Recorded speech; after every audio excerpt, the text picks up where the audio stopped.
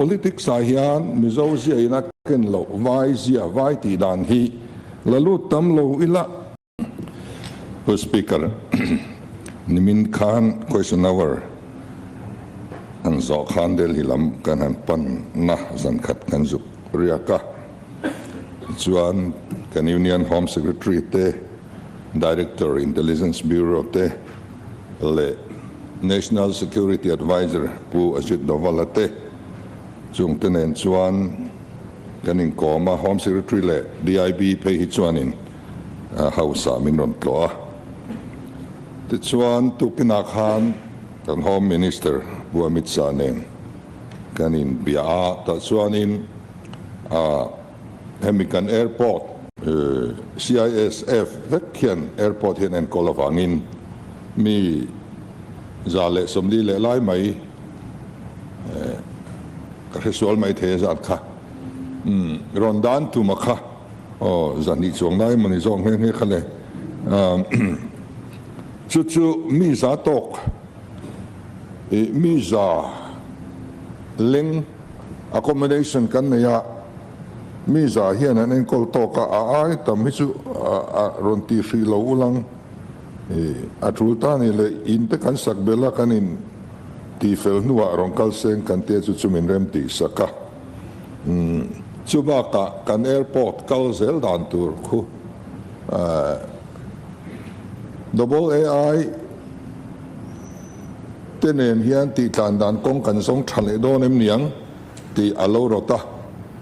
a thalom kong chu song leng miang ke ni po chu kan du dan tho nia kan NGO te point an dua party dang te point an dua zong leilang kan tia chu ama le civil aviation minister le kei kan pathumin rem changa soi ho phot ilangin chu transfer bul kan trandon nia kan intia ti chuan mana kan soi tong khan helai po kan soi tong khan Indian Air Force ngor hi kan tum anilo option dang tam tak alawma tin saski kan han ngai tua zuya tunayan thil pathum kan ron sanction kan ron hon man boka part 1 second installment a hian crores on kwa pathum le point panga bial chumi sanction chu kan ron hona tin part 5 reform 3 a hian vai bel cheza sanction kan ron hon boka in part 1 he additional ama khan crores ani samsari panga min petoa chu kan manna fel taka kan report awangin 100% dang kan pek belang chuan tia ti chuan ama kan lo mu to crores ani samsari panga zat bok khatuna hian crores ani samsari panga le khane na sanction nen kan on hon bok ani ai hi kan soi sualang ti su ka lavia wa part 1 additional dong masaber hi India rama kan ni mai omango kan intia kan lom via wani tin SNS pers hi mai bel sa ni som nga tanga zanga in car tour ani chu tu na hen kan upload fel der to boka ai po hi mu thoi kan in besia kan thok tu te an trang ma alom ka ti khop mai ten kan pu resusi nen kan in kom man boka and tribal affairs chang tu minority affairs le khatiang chang tu kha ania ta chuan hei tu na hian PMJV ke kan hanti hi state trend khat hian mang tha thei lo hian mani khang ho man bang kha min la khom sarla kan state allocation chen khat maron e lovin min pe to sa kan normative allocation e het lo hian chung state dang ho mang tha lo ho man bang atang chuanin min pete kan in tia ti chuan ain hong khop maya man mo te win kan han thelu ta eta kan ho tu pa Dr. Beiswan min cha ngun boka anni lam hi project pali ka hospital sang na turte mara house sang na turte mara girls hostel sang na turte le mara special guest house ZMC bula sang na turte khang kha ken han the lu ngal boka tin adang project poi mo dang te kan the lu ngal boka kan hunge yang chu kan tilawa maro chu mi pek se tu mel khapin ka ria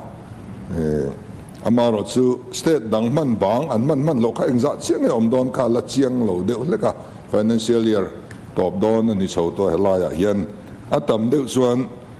kan lotlin chokte kan imbase ya eng kan project thelu zinga hian irrigation department concern te oma ni sana kan official te kan chief engineer hovin tlaiwar de thoin an buai puya ti chuan estimate te kan thelu man pha tukina khanin kan ti fel thei tarra ma chuwangin kan official te irrigation department mi te thokrim tak me wan chunga lom thu kan soidu ani tin art and culture le tribal affairs chung sang kha cabinetin art and culture le tribal affairs hi kan art le kan culture hi tribal culture ani maya chuan chuan kalkop chian ni ti in ani him hun khataom te se ti in cabinetin thua lo ti thu to amaro chu anwa thu dang nei ani le cabinet bokin heng PMJV ke kan han tiang chi te minority affairs tribal affairs kan han ti atanga project local chi hi department zong khoi thei hi ani de tlat mai ni tun mai kan ria PMJV ke te po department pakhat minister pakhatin en kol lai chuan minister dangin azaran zo hlei theilo ti kha chiang takin kan mu to nu ani chu tiang deuh chuan thil hi akal le hi kan hlawa chuwang chuan department tinin hemin waya project hi and priority an on danga ti chuan planning a lo lu tanga planning in a lo thlifi manga tikhan a lo sem thina nga planning in en puilo chuan project poi mo tak tak ani sia a feldon love chuwang chuan in India ram hundanga po hemi tribal affairs chu planning a hian an lo da deuh thluah maya ti chuan ti la minister min huap ki manga department a huap ki manga kan va in saski ang deuh hian kan in sem theyanga department pakhat kuta om chuan ri nain an in trom hi hardu pian zel maya kan tangkai puiso kan ram hian ti thil thuwa tuna hian art and culture chu a department angaya kal le turati ani le to ti chuan a tribal affairs bi ka khachu planning alu dona tin non-works department te hian technical mi nei mi alo te kan oma a then chuan thleng nei te po kan oma nei po khanin pakhat khan mizoram pum pui khain kol thailo re hani aizol kho pui poen kol thailo re pakhat len waya staff tlem khanin tiangina uak kan lo khoi ve wak khian supervise tu po omsi lova achiani ti hi monitoring ina inspection an han ti hian achiang ta emema kabiala te po so thil thleng me ania supervise tu nom ya lo chuan contractor zalen emema du na ti maya road size diklo manga thil cho pol diklowa ti khan apoi ta thina chu ani thina wangin heng hi project lampang chi hi chu project tam tham tur phei hi chu department pakhat hian khoi vak to lo sila department sang hian in sem zai zel to ila thang ti rin wanga ti ani ten ngan soidu le chu pu speaker supervision le monitoring hi thei topin iti hawang u kan zawa in MLA zong song hian kan bial chunga sarkar in a project anei te reng hi ingai venang u I monitor thang u I supervise thang u a fellow om chuan I report ang uti hi na som du chuwa tin party tin unit le kan block te ข้างสการมาลากนำมุนาอมแรงเตปอกข้านินเขาเอียนดิกตังตินกัน NGO เตปอตินมีมัลเตปอมีมัลทันเทมง่ายคอยมาลาอินกะลานาทอเฉดไม่เต้นว่ามัวจู่ๆอัฐาอันเราลาวิดีโออินันนเตียนนติไวรัลอัตรังก็ไม่มันข้าอักษรกันลากเทพานี่อามาเราจู่นาทอไลละโจสีเราเตเลละจารมันเราเตหันวิขวากัลพงทำนาทอเสร็จเชมังเอติยามีนาทอละจารมันเราเละเซลเราช่วยเชียดเตหิจุจริงเราไม่ลังอินติมงอลโพตุ่มทากลุตุกเดวเลกะแหงนี่จู่วังส่วนอินอัฐาลอยเราให้จีรีพอร์ตอังกุจังอังกุที่เฮกัสอมดูจู่มีปุยส่งพวกกัสอมดูทีนมอนิเตอร์ริงคอมมิตี้กันฟ้าอินกันอมเฟกะตู้มาบางกันอมลาวามีปุยสการอันยังอินกันที่หัวสวยฟิล์มเดวเล็กจู่โดนนายกันมอนิเตอร์ริงคอมมิตี้สิงห์เตลเวงไงพอลเชนขัดเต็นมอนิเตอร์ริงคอมมิตี้มิงินคอยมาไล่นาเตียนเราเอ็นดิกเวนิโอตะกันนี่จู่ๆมอนิเตอร์ริงคอมมิตี้เฮียนเรียดปุยลบวะเองแต่ฮีทุดิกอันนี้ชวนเล่ปอยสาเตียนเราดีแล้วนี่เล่หัลเพย์ชวนอินปอยเล่โดนะข้าเฮมิสเตทโปรเจกต์มอนิเตอร์ริงเมมเบอร์เต็นกันที่เราท็อปตัวอันนี้กันนี่ก็ชวนละก็ชวนกันอินเทียร์ฟิลิมไทยดอนเรานี่ชวนสการโปรเจกต์เอ็นดิกตู้ที่สิงห์เตลตากโลอาจจะพอกันไล่ชัวไม่ถี่อันนี้สุวรรณแห่งฮีแข่งต่อเราเสียงอินที่ข้ากันสวยดูว่าเป็นกับ PWD Minister ฮีอาทิเซลนะอาจจะวักโลจุงอินอามุนาฮิอันกองฮีเอ็นดิกเนี่ยแม่ตัวนี้อามุนาฮิอันอักลเดอุเซลไม่อาฟักอมกัติตักเซตาลอมตูกันสวยดูว่าเป็นตัวนาฮิอัน NHIDCL เตปอกันกฟ้านาทอดานตุรกันฟิลาเลวุงมันเอสเมนะฟิมคุระอุตัวมากไม่ขานกันปะจุดดอนโลเนี่ยกองทั้งเลวุงอินไปตำนุตุกวันเตะลุยกอร์เอนกิมเลเล็ดสังอินติเสตออย่างที่กันน้อยดอนโลสปอยล์แบงเฟลตักอินเนี่ยงะตัดส่วนอธิเสลาวตัวรินอินที่ยังะที่เริ่มจางลายเลวุงมันเอสเมนชัตักอินกัลปุยงะกองสีราโซเจ้าตักปากนวมตักกองปานมวยตักสินเทนตัวเสียมเจ้าเทนี่อินเลวุงมังเฮียนสุบางส่วนเหตุอย่างตัวเฮียนมาอินละดอนเนี่ยกันตียกันฟิลเวกะกันโกคอมเวกตัวดินกองอันไหลแรงเฮียนคอยการกองอันโจตอนัวพอเฮียนข้อสูงกองฮีคอยเราเฮียนนันดาชีนี่ฟูราเดียกาชาลักหัวตูนจีน่าเนี่ยส่วนมีสิ่งเจนนักหัวเหตุคอยมาเสียต่อรู้โจมาสรู้ข้อการกองจะนุ่งอาดารู้อัดชอร์ตัวตำนั่นไลคอยนุ่งนั่งได้เหตุทะเลาะกันตีcommon sense bangin eng tin emo kan ti vea tin kortelo oma anar lama vi ang devin kong in along kan ta chu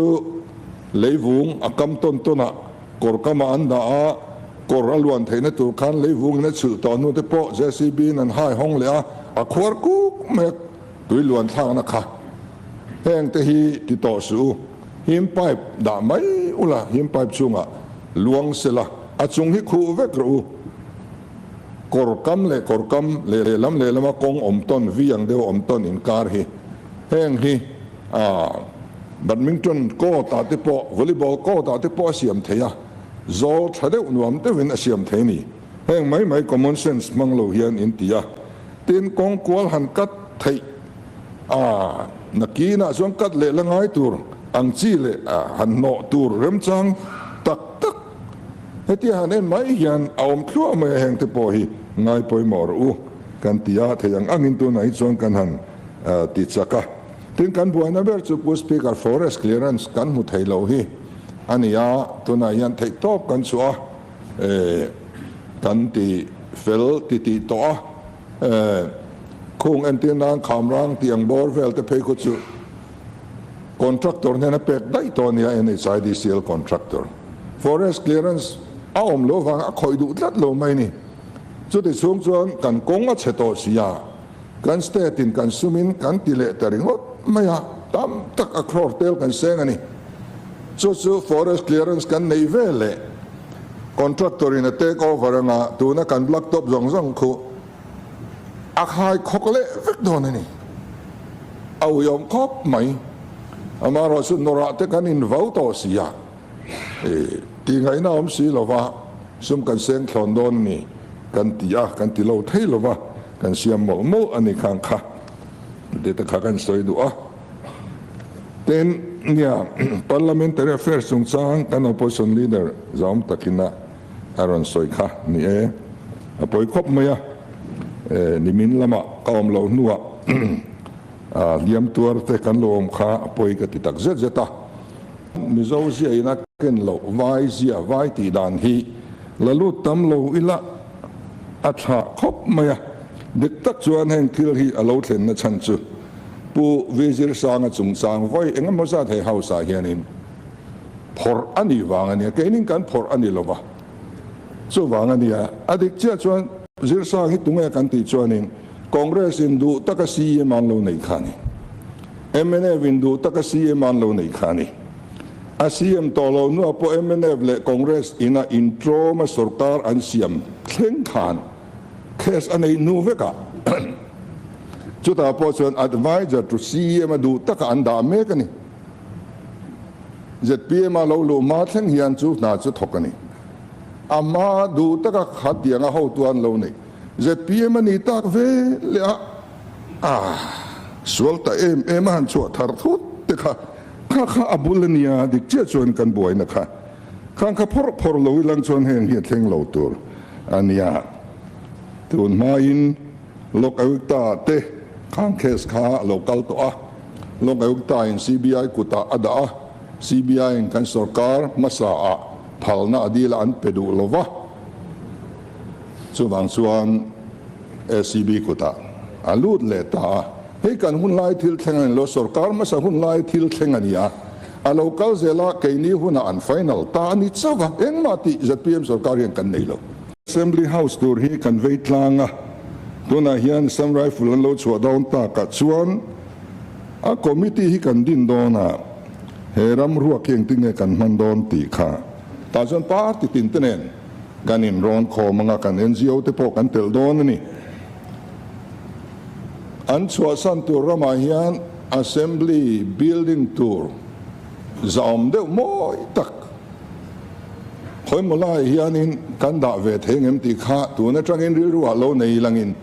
india rama hian assembly house nei cheber kan ni karing to so lai kong sira han tlan phesu chuanin hela hian assembly house om ti por het leinem chu tiang chuan hian building satli angin alanga mi ram ta chu amoy em lomani arwa lo thak ka ti chu sam rifle ram chu san tura te hian rem chang kan nei thengem tu na tangin ri ruwa lo nei tlang ila